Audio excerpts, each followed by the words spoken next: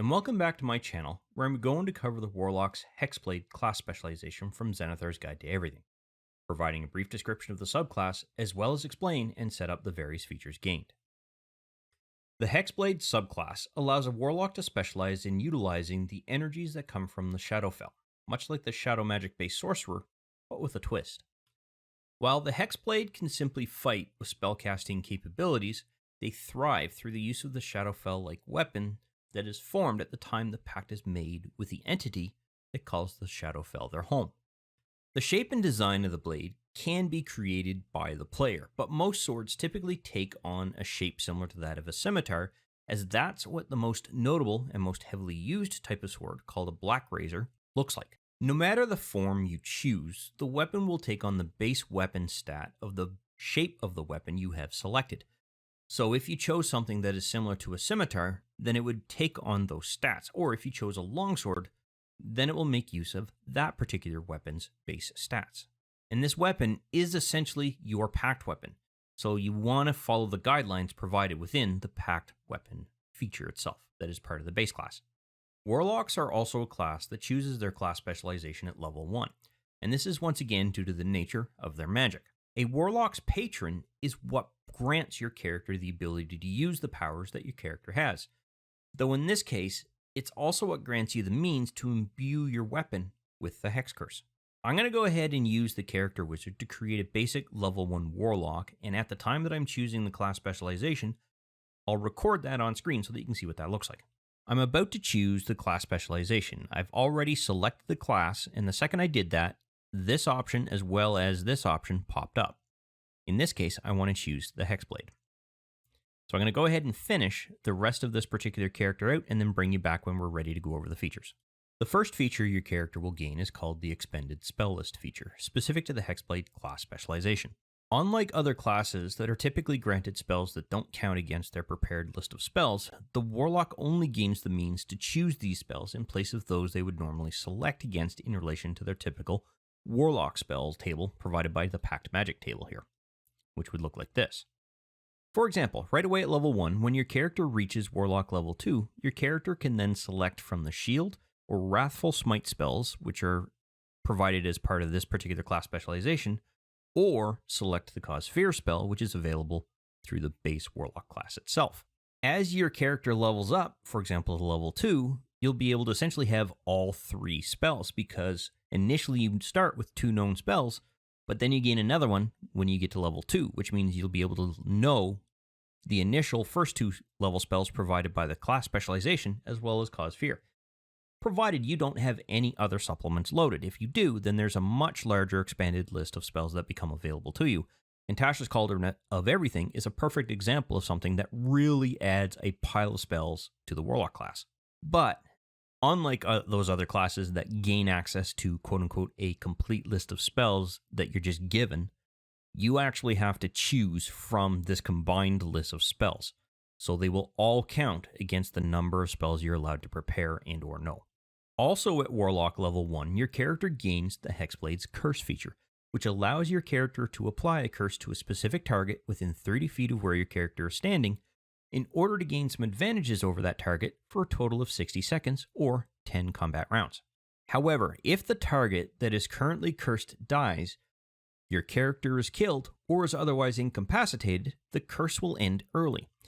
And this curse will only be applicable to your character, in that only your character gains access to any of its benefits. And the first benefit that your character will gain is the ability to add additional damage to the overall damage rolls equal to your character's proficiency bonus, such that your weapon will now do their normal weapon damage, plus your character's attack modifier, specifically your charisma, dexterity, or strength modifier, depending on which one you've selected, and the proficiency bonus on top of everything that you've already added up. Normally, damage does not have the proficiency bonus applied to it. For example, if your character chose to use a scimitar as their pact weapon, which we'll get to once we get to Hex Warrior, you could then choose to use either your dexterity or your strength modifiers for both the attack and damage rolls, because the scimitar has the finesse capability, which grants you that option. Hex Warrior gives you a third option, which we'll get to. So continuing our example, utilizing your scimitar, you would be able to add a total of +6 total damage on top of the actual dice rolls, because you're gaining +4 from your dexterity in addition to your +2 from your character proficiency. And that's simply going to increase as your character gets more powerful. The next benefit is that your character now gains the means to turn both a 19 or a 20 on an attack roll into a critical hit.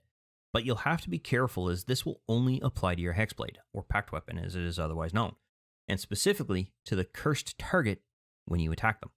The last benefit is when that cursed target dies, your character will receive or heal hit points equal to your character's Warlock level plus their Charisma modifier. But it won't add to the maximum number of hit points your character has. It will only heal your character up if your character has suffered damage. Unlike some versions of this feature that I have seen, however, this cannot be transferred to another target once your cursed target dies. I believe the variant of this feature in the Unearthed Arcana had this capability, but as of its release in Xanathar's Guide to Everything, that is no longer possible at this particular stage in your character's level. Additionally, there is also now a usage limitation as well, in that your character will not be able to make use of this feature again until they have completed a short or a long rest, which again was counter to what the Unearthed Arcana version of this particular feature had. So the first thing I'm going to do is drag this particular feature into our character's action sheet. And I'm going to set up a new group called Hexblade. We already have the cursed effect here, but I'm actually going to get rid of this in favor of something else. We do, however, still have the ability for our healing capability to work there, so we don't have to worry about that. What I'm going to do is add 2 new effects, and these will come into play in a little bit. The first is simply going to be classified as a marker effect, and it's just simply going to be called Hexblade's Curse. This will be dropped onto a target, and it doesn't expire until that character dies, you yourself have become incapacitated, or you have decided to cancel the curse. So we don't have to worry about disabling that. The second effect is going to look like this. It's also going to be called Hexblade's Curse, but in this case, it's going to make use of a custom marker declaration. So if target : so if T, that's what that stands for, custom open round bracket Hexblade's Curse, close round bracket, semicolon, DMG : and then a square bracket, PRF, close square bracket. The text that's inside of the custom declaration here has to match the name of our marker. Otherwise, this isn't going to work. Next, we need to make sure that this is only applicable to self, and it's going to expire on the next roll. The next change that we're going to want to deal with is specific to the weapon's metadata. But here's the problem. If we make a change here to set the melee range to be a critical of 19 or 20, it's going to affect all melee weapons inside of this particular list of weapons. And you may notice I don't yet have the scimitar. We're going to deal with that when we get to Hexblade's Warrior, or Hex Warrior. So this is going to be a bit of a tricky problem to solve, and there really isn't any way that we can deal with it. The assumption going forward is going to be that you will only ever use your packed weapon. So all of these other weapons should be removed from your weapons list and or sold off so that they don't show up here as being equipped and useful. So let's go ahead and set this to 19 for now, because that's going to address this portion of the feature. And we don't need to worry about this third portion because it's already set up on the effect itself. We are, however, going to remove this cursed action because we don't need it. This here is essentially the same thing as to what we just removed. So let's go ahead and show how this is going to work. The first thing I'm going to do is target the vampire. And the reason why I want to do that is to ensure that when I use this particular feature, I'm applying that to this particular character or target. And I want that marker there. Now, I haven't added my packed weapon just yet, and that will happen later, so I'm going to temporarily simulate that with the mace here. Now I go through and I make my attack as normal. Now it has a double roll here because it's blinded right now, so there are advantage rolls on that. So I'm not overly worried about that. However, I have hit. Before I roll the damage, what I want to do is ensure that I click this effect. Then I'm going to go ahead and roll the actual damage. So you'll see that the effect went away because this definitely is a cursed creature, if you will. And we have a 1d6 plus 2 here for when we actually did the attack, but our total bonus is plus 4. That means our plus 2 proficiency bonus was applied to the damage. So it took me a little bit to get a 19 on a roll here. And in fact, I've got 2 of them. So I rolled a 19 here prior to the bonus being applied. So my total is actually a 23. And I got 2 in a row. I just mass spammed it and ended up getting 2 in a row. But you'll see here that it's been tagged as a critical hit. And if I roll the damage, we should see double the dice being rolled. So it goes to show that on a 19 or higher, it will now classify itself as a critical hit. Now the last part of showing how to use this is related to the healing side of it. So let's say that this Ape 3 here, was cursed at the time that it died. At that particular point in time, and only at that particular point in time, would you be able to do something like this? You drag this heal effect and drop it onto your character. Now, they're not wounded, which means nothing changes. But your character would be able to get back 5 hit points in this particular case. You could also just simply click it because it's limited to your self-declaration here, meaning your own character. So it doesn't really much matter which method you use, but it's only going to come into play if the target that you have cursed has died. Now, I didn't have the curse on this particular one. This marker would have to be on that particular target. But that's the example that I wanted to showcase here, because this one's already dead. So that's simply how it's used. Later on, this changes when we get to a higher level, and we'll go over that as we get there. Now that that particular creature has died, the curse is done. You've now used it, which means you now have to go through and actually set it up to be used and no longer available inside of your action sheet.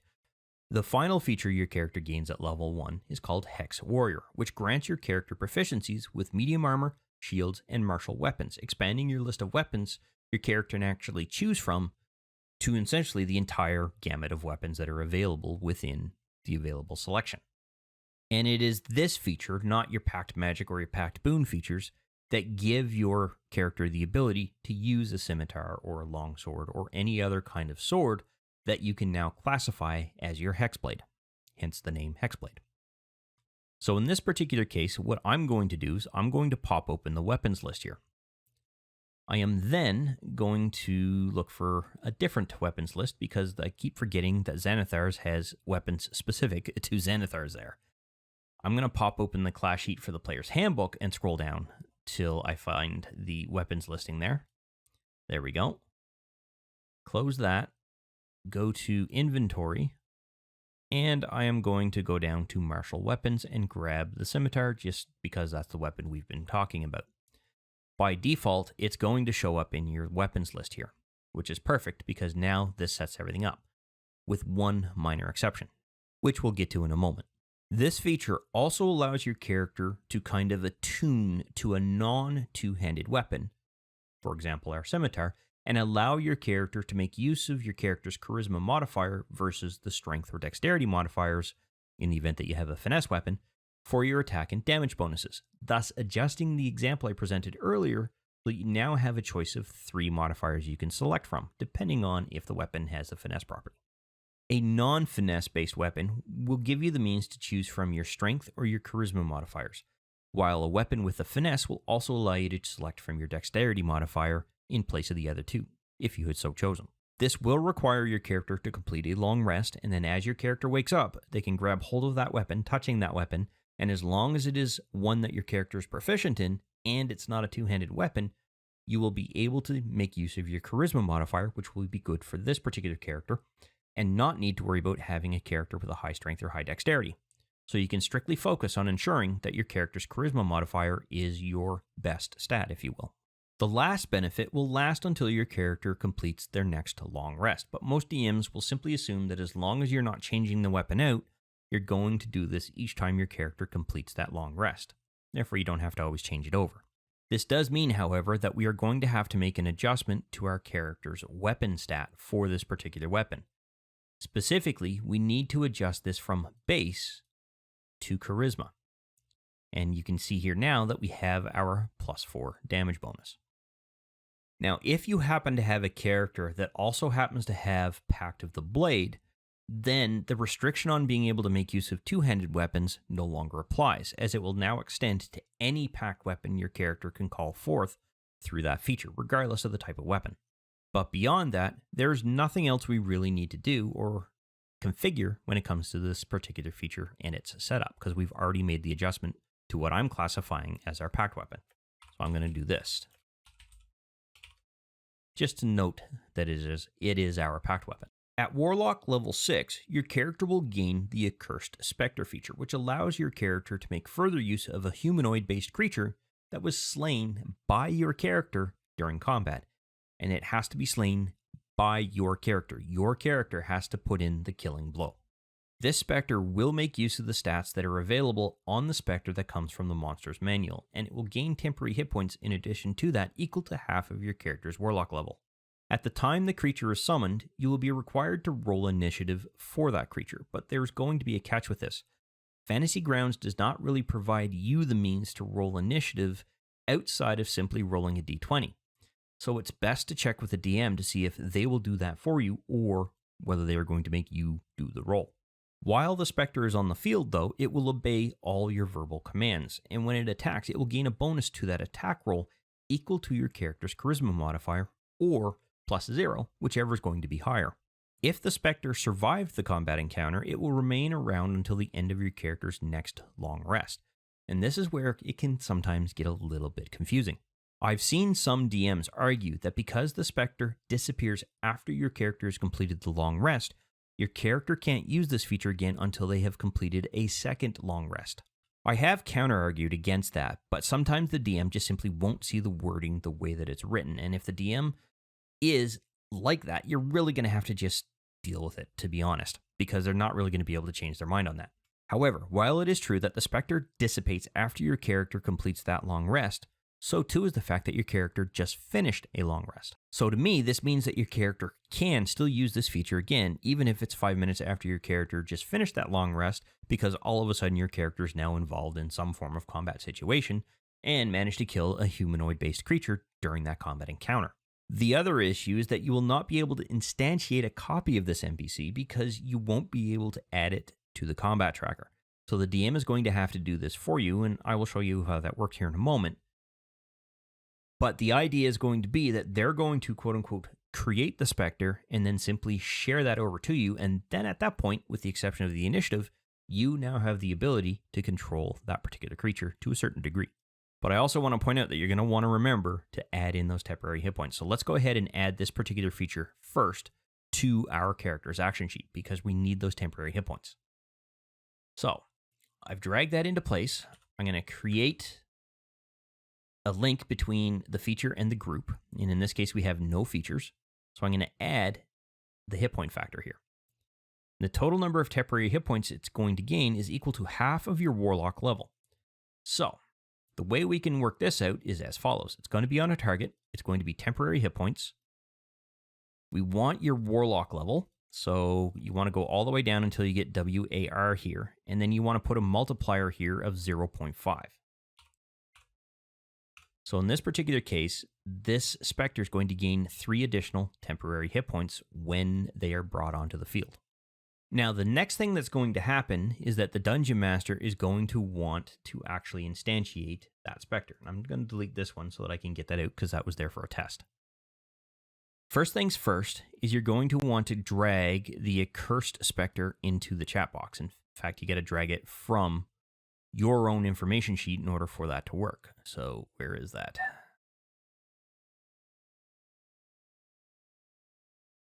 For some reason, it did not get linked to my abilities. So there we go. There we go. So now I have the Accursed Spectre in the list. At the bottom of this, as a DM, you're going to find the Spectre NPC sheet. What you'll then want to do is drag that into the combat tracker. And before you share it over, make sure that they're friendly. Once it's in the combat tracker, and only once it's in the combat tracker, you're going to want to select this to pop open the instantiated version of that creature and drag it onto the Warlock who is using the Hexblade class and is the one summoning this feature or creature. Once that happens, a new information sheet will now pop up on the player side, so I'm going to switch back to that screen. On the player side, we now have a copy of our Specter. Inside of the combat tracker, we also have a Specter here. The first thing you as a player are going to want to do is make sure that you drop the temporary hit points onto them. And you can just simply drag and drop that into place. That gives us our 3 temporary hit points. Now, the DM is going to have to roll initiative because there is nothing here that is going to allow you to roll that initiative roll at all. There's simply no option. It's not a full-blown character sheet. It's literally just a information sheet. So what's going to happen is the DM is going to have to simply right-click on the Specter or go through and add in a roll. So you could theoretically go in and roll the D20, and then the DM can modify that. In this particular case, when I added that to the combat tracker from the DM side, it automatically rolled an initiative roll. But that's because that's how I have my system set up. If the DM doesn't have to have that, they may ask you to roll it manually like I just did here. Now they'll go in, make the 17 the actual initiative roll, and then that gets everything set up. The other problem here is that you as a player cannot control who this Specter is targeting. So you're going to have to make use of the text descriptions here to be able to make your attacks and drag and drop things into place. For example, if I want this Specter to target and attack Ape 4, for example, I'm going to have to look for this particular attack if I want to do a life drain attack on it. Drop it into place so that it rolls the attack roll on that particular creature, which in this case is a hit, and then roll the damage for that particular target. And as you can see here, it's relatively easy to do. Some other things like this, for example, or this may be a little bit more problematic, if you will, when it comes to actually rolling things and doing checks, etc., because these sometimes can be role-playing specific. Although this one, if your creature stops inside of a wall, it's going to take force damage, for example. Now, the other thing is that regardless of whether you have this target targeted or not, no amount of double-clicking on this is ever going to get that saving throw to work. You do still have to drag and drop that regardless. So my best recommendation is when you're making use of a creature like this inside of the combat tracker itself, you simply do the drag and drop as you go through. And you will still also want to ensure that you pay attention to the usage limitations, if you will, in relation to all of the various features that are here. Now, the last thing that I want to point out is specific to the attack itself. When this creature attacks, it's going to gain access to your charisma modifier as part of that attack roll. This +4 to hit isn't necessarily equivalent to that, but in the event that your character has a +4 modifier, then the default text that is here is going to work perfectly fine. However, if your character has a +3 to the hit for the charisma, for example, this has to be adjusted to +3, and the DM is the only one who can do that. So they will want to make the adjustment simply by unlocking the contents of the actual information sheet, which they can do here, and then make the adjustment. So I'll show you how to do that here right now. So if we take a look at this information sheet, let's say that our particular player only had a +3 to their charisma.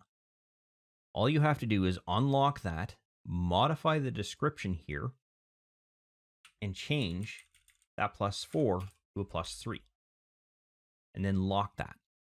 If we look back on the other player's screen here, we can see that the information has now updated. And that's going to be specific and unique to this particular instance of that Specter. So it is something that you should be able to theoretically reshare and have it apply.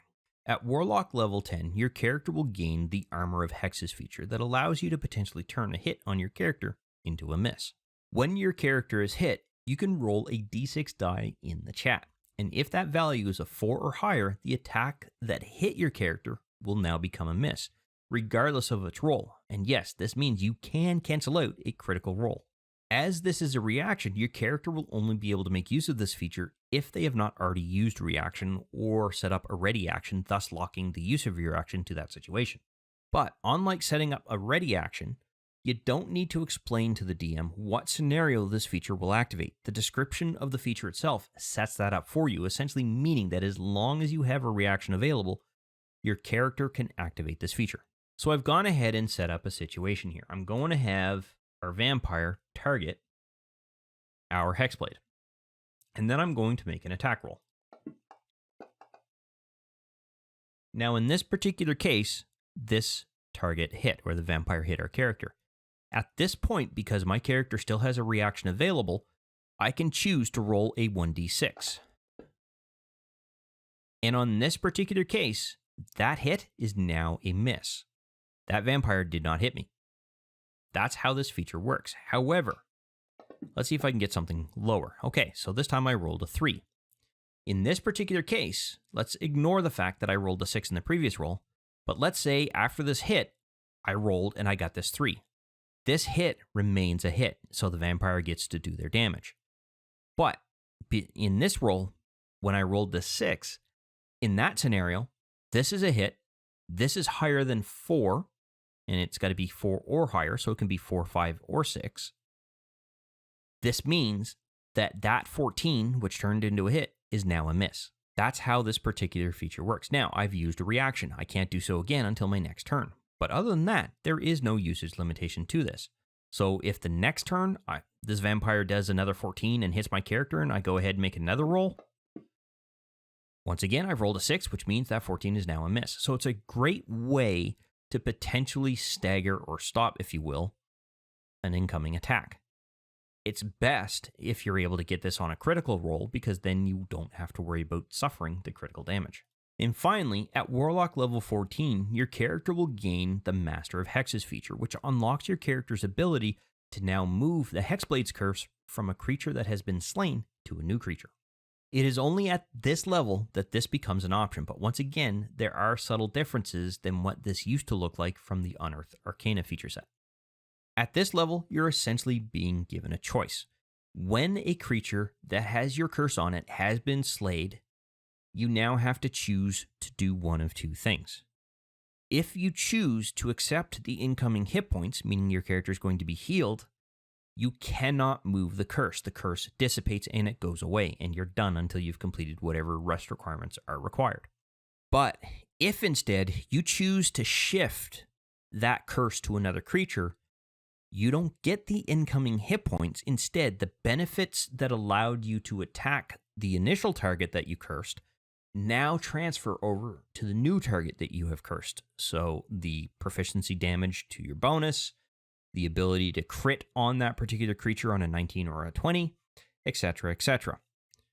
So that is where this particular feature differs from what the Unearthed Arcana feature used to look like. Now, there is also one minor adjustment that I actually forgot to set up when I initially set up Hexblade's Curse, and that's the duration, and it lasts for 1 minute.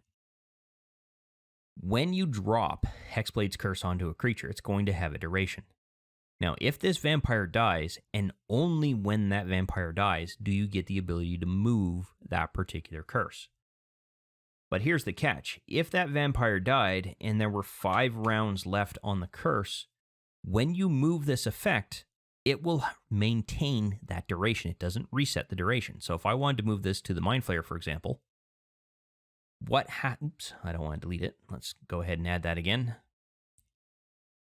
I wanted to minimize. You'll see here that it has a duration of 10. That's incorrect. That has to get reset so that it has a duration of 5, and then the original duration that was on the vampire, the whole effect itself, has to be removed. Or it should be removed. It doesn't necessarily have to be. But now the duration carries over onto the new target. So even after a total of 10 rounds, this effect will still go away, and you will have to complete whatever rest requirements are set up for Hexblade's Curse in order to be able to regain the use to be able to use it again. And that really does bring us to the end of this particular class specialization. And I once ran an adventure where I had a player make use of the Unearthed Arcana version of this class specialization, and I was very quickly regretting that particular choice. This character simply walked all over my Bob Mosses during a particular set of encounters. In fact, beheading one of the most critical ones in the very first round in his very first attack due to the nature of how the Hexblade's Cursed worked with the Unearthed Arcana version. I'm happy to see that some changes were made to that particular feature, as it was really seriously overpowered, and I think this version is a lot more balanced and far more manageable from a DM's point of view. However, this does bring us to the end of this particular video. I hope you found it useful and informative, and I look forward to seeing you in the next one. I wish to thank you for taking the time to watch this particular video. I hope you found it informative and useful to familiarizing yourself with Fantasy Grounds in general, and that you had fun in the process. If you found the video useful and you liked the content of the particular video, go ahead and click that like button to let me know. And if you have any questions specific to the topic covered by this particular video, or just have some comments in general, please feel free to post something in the comments section, and I will do my best to respond to any questions that are asked. Additionally, I do release content quite regularly, and it's generally specific to Fantasy Grounds or 5th edition Dungeons & Dragons at this time. So if you'd like to be notified when new videos come out, go ahead and subscribe and click the notification bell to ensure that notification is sent to you when I release a new video.